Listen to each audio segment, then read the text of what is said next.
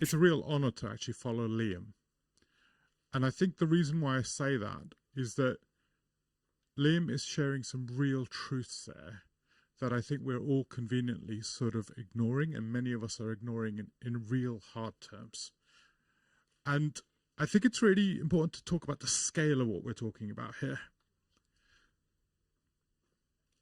So in 2019 to 2020, the world energy demand went up more than all the renewables that have been installed since the 1970s.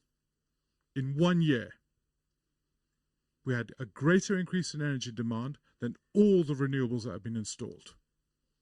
Just to give you the scale of what we're talking about. So there's about 8 billion people on the planet. Those 8 billion people sit and use 500 billion worths of human energy in the form of hydrocarbons. Our civilization is a function of 508 billion human unit worths of energy. So if you want to talk about this civilization that we're living in, it's a function of that. And in the last 30 years, agriculture, which was a net energy producer, right, in terms of calorific energies, it consumes more energy than it provides to us. So the scale of what we're talking about. Now, if you keep going with that, if you were to price social and environmental costs onto our S&P 100 companies, I'm just using that as an example, between 68 to 70% of them are fundamentally unviable. Now, what that basically means is most of the economy and the things that you have and see are zombie economies. They do not really, they are all part of degrowth. Many people talk about degrowth. We are living in degrowth. This is degrowth because the profit extracted is not anywhere near comparable to the social and environmental costs that are constructed. This is degrowth. So I think now, when we talk about this stuff, the reason why it's important to talk about this stuff is not to make us afraid, not to make us, it's actually the openness and the freedom allows us the freedom to actually engage the scale of the problem. And I think part of the challenge is that without acknowledging that, we are nowhere near the scale of the response. So everything, so for example, people talk about 1.5 degrees. As Liam rightly said, no one believes it's 1.5 degrees. If you ask people what it looks like, it's between 3.5 to 4 degrees. Now run any of Liam's numbers on 3.5 to 4 degrees.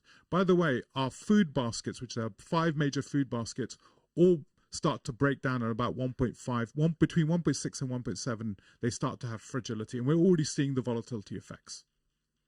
And that's not just like, oh, food baskets breaking down. It's effectively exactly what you're seeing is the price of food fundamentally changing. And it's the volatility in temperatures that is the big issue as well. It's not even just a fixed temperature increase because it's not fixed. It's the volatile temperatures, which means that you will lose a crop randomly because you get a heat wave over a period. So the scale of this stuff is really important, but it's important because I think it allows us to see what's required. I don't, and if you look back in living memory, I hate to make the analogy because it is problematic in so many different levels, but you have to look back at post-war Britain. You have to look back at what it would mean to make that scale of transition. So let's just run the numbers for a moment, right? To effectively retrofit, and I'm going to bring it down to retrofit for a moment just to use it as an example. If you say it's £50,000 a home, which is kind of arguable, and there's 29 million homes, you're talking about 1.45 trillion pounds to retrofit. 1.45 trillion. I think UK public debt, it's about equivalent to 1.89. So it's of that order of resource. Now, I'm not saying that to sort of go, hey, X, Y, Z. I'm saying that so we know that this isn't a transition which is like, hey, we're all just going to knock this up on the left-hand side. It's going to require the civic activism that you're seeing from Liam to actually make new rights and new ideas of what our world looks like and what it means. And that's fundamental, because if you're looking at that transformation, you're talking about almost something larger than we've ever done. You know, the 1950s, 1960s house building boom that the UK saw. You're looking at something much larger than even that. And we know that was massively problematic. And it was problematic because it was centralized, industrialized, and it was done in a way that destroyed communities and lots of longitudinal value. So how are we going to do that scale of transition in society in a completely different way, which is actually driven and led by street communities rather than actually centralized, industrialized models? And that, I think, is a scale of what we're facing. And I think it's also worth us just recognizing, is that, as was rightly said, the home is at the centerpiece of this, and everything about it is changing.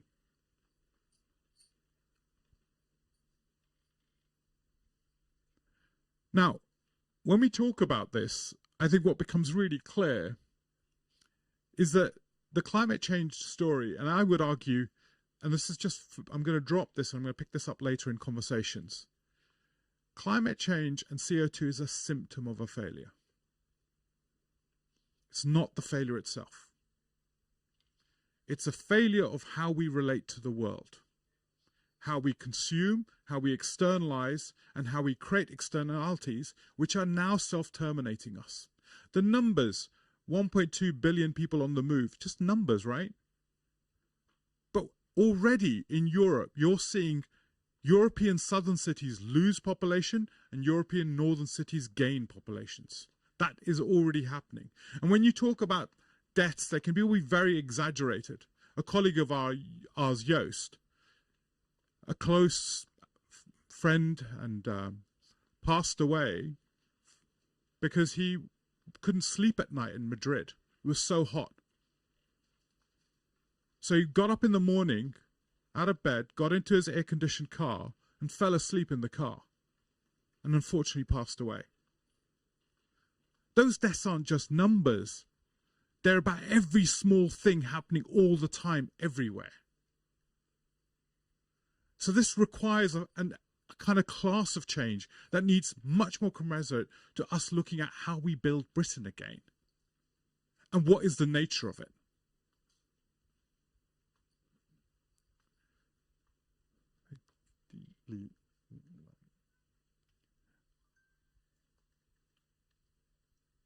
And the thing is, you can't deal with these problems individually. And the house is the point of how these problems manifest. And it's an integral solution. It's not about just dealing with carbon. It's also about dealing with air pollution. It's not just about dealing with actually air pollution. It's also about dealing with actually our food systems crisis, which is so fundamental that people aren't talking about it. We are living in a moment where we have to deal with this at an integral level. How these things come together. In our current form of retrofit, just to put some, if you look at the World Resources Institute, we do not have the hydrocarbon allowance to mine the materials to do the retrofit. We do not have the hydrocarbon allowance to mine the materials to do the typologies of retrofit that we're talking about. So the new material economy is one part of it. We don't actually have the labor force. Now, everyone can say, well, we can create jobs and everything else. It's not that simple.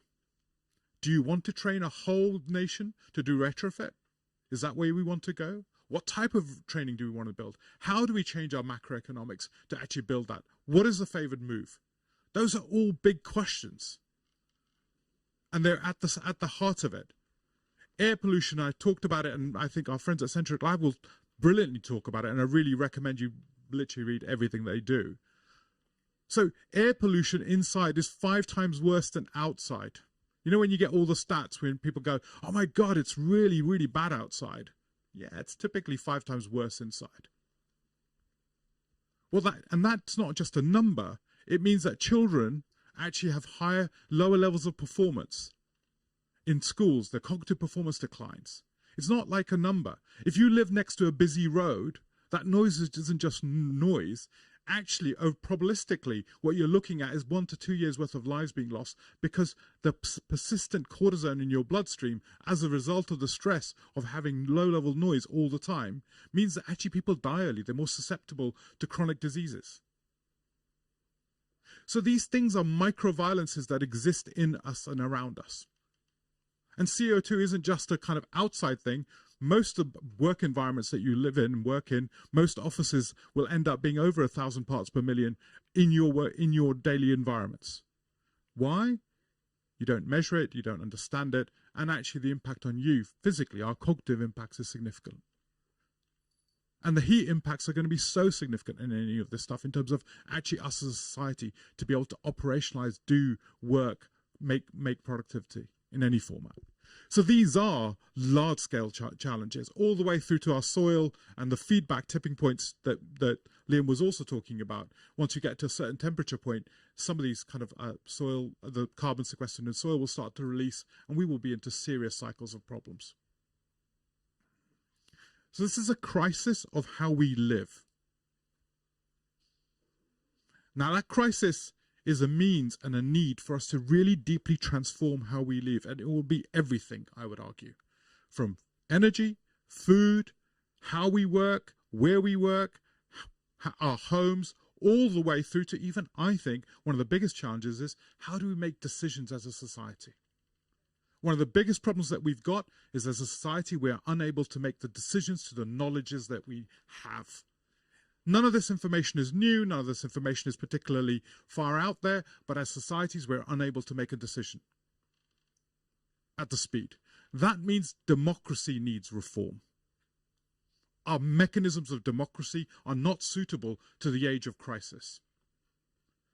And when you run government by WhatsApp, unfortunately, what you're more likely to get is actually capture by lock-in and kleptism, as opposed to the agile responses that we need in an age of crisis. So reimagining democracy is going to be critical to be able to deal with this issue.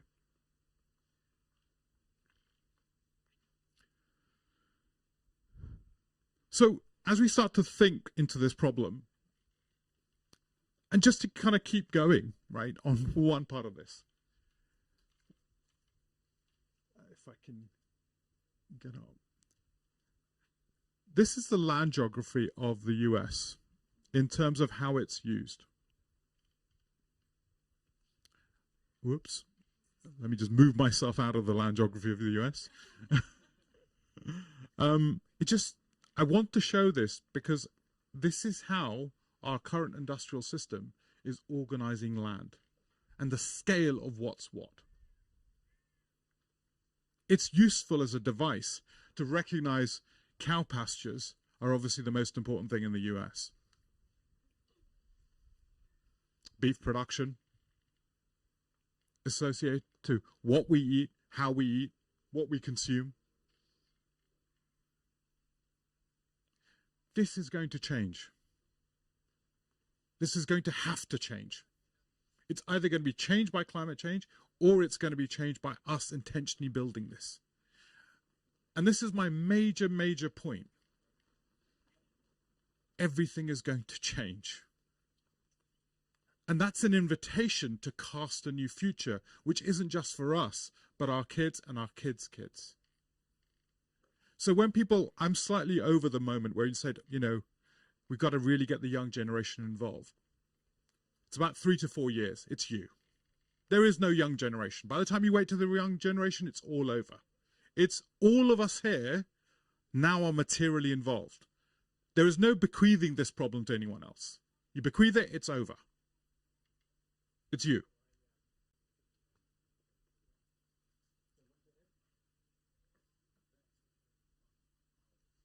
Well, maybe we can move this.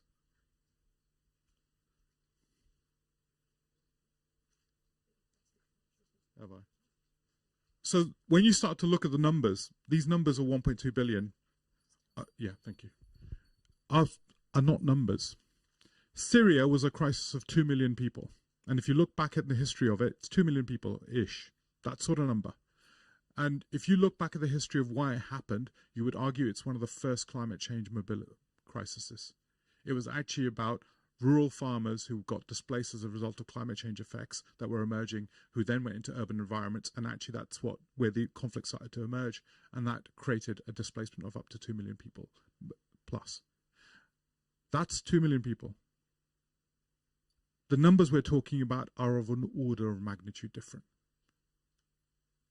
So this impetus to change is absolutely critical in terms of being able to do it. And we could talk about sort of, I think, Sri Lanka could be a good thing, right? What's happening. But it's also, if you look at Haiti and other parts, we're going to see civilization state failures. States no longer being able to function. Next slide, please. So this is a foundational shift. Next slide. And I think that foundational shift is an invitation. And this is why I want to keep coming back. I think this is an invitation for our generation to cast the future. It's not something to be afraid of. It's something to be engaged with and reimagine and give us willingness to recognize that pretty much everything we see around us is no longer fit for purpose. UK should be having a new democratic convention of what does our democracy look like. House of Lords should be reimagined as a house of the future where the 100-year futures of Britain is actually guardianed and stewarded. We need to be reimagining our institutions, not be locked into the rhetorics that we're being given. What would it look like if the House of Lords was a 100-year guardian, so we actually did sortation through the population where people sat there and they were responsible not to represent themselves, but represent 100-year future of Britain? How do we build a democratic accountability not to presentism and the lock-ins of presentism, but actually also to the future? These things are all possible, plausible, and doable. And this is, if you look at what this means, our material economy, Sweden, and I know the stats for Sweden, consume 26.7 tons of matter a year per person. The average global average is 2 tons of matter. We are going to have to change our material economy. We're going to have to move away from an idea of a material economy. We're going to have to shift towards actually almost certainly a durable economy, but more and a circular material economy, but also an intangible economy. And that is a profound shift in effectively how we value and understand the world, because most of our world and GDP and everything else has almost been directly correlated to matter. Now, every one of those things is an opening to reimagine. And that goes all the way through. Please. So when we start to look at this, and this is kind of what my point was earlier, the democratic transition, 80% of Britons have savings of less than £500 in their bank. £500. In the US, I think it's left 40% of Americans have savings where they would less than $400. Total savings. Britain is £500 in their bank. They may have other forms of wealth. Now, why I bring that out is that when we're talking about this scale of conversation, actually it's a source of fear because we've created precarity in our society. And precarity allows for fear, is a foundation for fear, and it's a foundation for manipulation, I would argue. Once you build the conditions of fear, you can control people. So how do we build the precarity? How do we transition beyond the precarity? Is really important to build a societal consensus for transition. And this is why did we build the NHS after World War II? We didn't just build it for health. We built it because we needed to create a new sense of solidarity with a large-scale transition. Britain was bankrupt at that moment in time. So what is our mechanism for creating solidarity to bring all of the population with us together to make this scale of transition? And it won't be able to be done by a few people. Increasingly, I think, this is one thing I do want to make clear. I often get now into rooms where people say, oh, it's going to collapse. We should either be talking about how do you make an axe. in an age of collapse, or how do you make an eco-village? Slightly challenging. I'd say both are non-real. We're not going to be able to delaminate in the way that we think we are without actually sort of triggering large-scale destruction. The microchip in your hand, so I hate quoting Bucky Fuller, it's over-quoted by architects, but so typical Bucky Fuller quote, it takes a civilization to make a pencil, right? So to get the trees, to get the timber, to get the carbon, to get the aluminium and the rubber trip, it takes a whole civilization of material flows to make a bloody pencil. That microchip that exists in your pocket, that takes a whole planet and about 70 billion humans.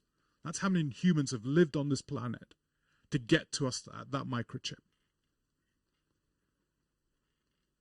So I think we have to start to talk about a deep transition, and the scale of it is of an order and magnitude that will require all of us to reinvent parts of it. How do we respond to that age of volatility? Yeah, just keep going, Ems. Slow enough, I'll catch up.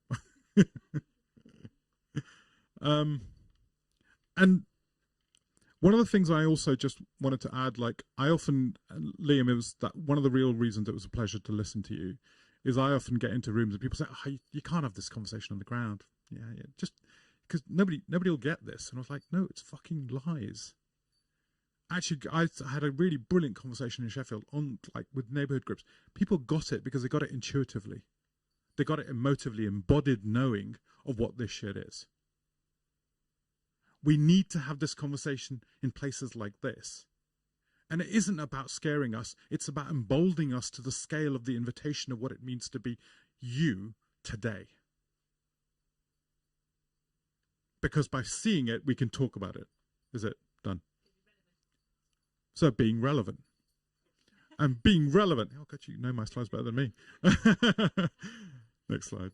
So being relevant, and I think this is one of the things I think we just need to be really honest with, is that most of what we're talking about is sitting here. Current practice. Like I say, when you put any of the numbers, any of the things through, we're nowhere close to hitting any of the big issues. Nowhere close. And that gap is growing, and that gap is manifesting in the world around us. So pretty much all the temperature anomalies that we're seeing now were predicted to be in 2050. I think that was about right. We're about 30 years sort of outside all the kind of all the anomaly figures that we're starting to see. Our practices are nowhere close, and you're going to see that manifest everywhere. So what does it really mean to actually transform the housing stock of Britain? And how do we do it at the scale of a whole nation? And remember, Europe has to do a quarter of a billion houses to the same target. And this is one thing I would say. I think one of the classic mistakes we must avoid, in my view, and again, I really invite your challenge on this as well, is not to just do it from a carbon lens. I think this would feel right, but it will end up actually creating huge liabilities on the other side of this. This is an opportunity to make an environment, like we built sewers in the 19th century to build a new type of physical health, which was critical for the economy and society of the 19th century, which is about building predictable labor markets, right? People that would turn up 9 to 5, not be ill. We have to rebuild our basic living environment, which we are now spending more and more time with than ever. The biggest test of a house, of a city, will not be its commercial buildings, because they're vacant. It'll be its quality of its housing stock and the quality of actually its streets and neighborhoods. So how do we operationalize? How do we make this kind of story about co-benefits? And I'm going to use a small example. Trees, right? I'm going to use this because we're deeply involved in some of these conversations. A tree in a city is a cost to the city. It's an insurance cost and a maintenance cost. Which is after why 10 years cities like to come in, chop it down, And everyone goes, you're chopping down trees. And he said, yeah, but we'll plant some more. A mature tree is at about 40 years it starts to give its environmental services that are actually really helpful. The reason why we chop down trees is because actually the benefits of a tree canopy are not calculated anywhere. So the up to 10-degree reduction in temperature in a tree-lined street, 10 degrees. The flooding risk management, if you build urban forests, actually, in terms of managing up to 70 million, say in places like Glasgow, flooding risk is about 70 million a year, going to go up like an absolute curve to 240 million a year. Or, actually, the reason why we have male trees planted everywhere. Do you know why? Because they're easier to maintain. However, they give you higher levels of asthma. So, because we're not really thinking about the benefits of everything else rather than just the small scale, we are building things badly in our city, which are actually accruing liabilities pretty much everywhere around us, which are unaccounted for. And those liabilities are coming back to haunt us. Asthma rates, all these things are there. So I'll give you a tree-lined street. Flooding risk, temperature, heat, number of people going into hospital in summer heat, road maintenance. Do you ever think of that? Because actually the tarmac roads actually degrade very quickly in summer. Road maintenance goes down, asthma rates, just because we're making bad decisions on how we're allocating that. I haven't even talked about carbon sequestration because I don't think it's actually in urban environments, it's not really that material. So I think we have to look at the world through that multi-beneficiary lens. And we have to see the world through a kind of an idea of entanglement. And that entanglement happens on the ground. Like John's house. That's where the entanglement happens. These things aren't divisible ideas, which can be said, oh, we'll just fix it with a solar panel. It's actually the entanglement of the clay taken from the ground to build a kind of, actually, as John rightly explained, to build a thermal mass of that story, or actually the biodiversity of the garden and the coolness that it generates and pulling in the air across the garden, which cools the house in summer, which is going to be a bigger issue than we imagine. So it's about how you bring these things together at the ground. That's what's going to matter. And it's about our everyday lives in that format. And I think those sort of things are going to be really critical. So for me, the number one reason, and I'll wrap up here. The number one reason I'm really delighted to be here is that actually this conversation has to be led in a different way. This isn't about Westminster, frankly. This is about understanding the scale of this conversation between us, building a new politics. And politics is not the big P politics. It's the everyday politics of us understanding the reality we are facing and building a politics of the ground for transformation. And it isn't about us doing it individually. Everyone's going to tell you that bloody story. Just going to retrofit your house individually. It's not. We do not have, with rising interest rates, with growing information, that is not the way retrofit is going to have to happen. This is going to be equivalent. In the 1960s and 50s, if you look at our housing stock, vast amounts of it was social housing. Doctors used to live in social housing. Right? This wasn't like, oh my God, you're living in social housing. It was the everyday stock of life. We are going to have to reimagine our idea of how our homes exist. And it isn't going to be in the old-fashioned way. And I would say it's not going to be public housing, but I think we have to reinvest vast amounts of money, somewhere in about $1.5 trillion. And that's excluding inflationary effects as a result of spending that sort of money. That's excluding labour market shortages. We're going to have to rebuild it. And I think the imagination of building it in a new way, as Civic Square, as John is doing, and the leadership that John is showing everywhere around is really important, because I think this has to be done by communities in a civic way, supported by government, but it's got to be a public-civic partnership in that transition. And that's got to be fundamental. And that requires a government recognizing it's not in power, it's in co-production with communities. And being in co-production with us is not about degrading. Government is useful. Government is critical. Government is us, all collectively. That is what government is. But it's about being co-production so we don't make the mistakes of the 1960s and imagine just piling out some technology everywhere will solve the problem.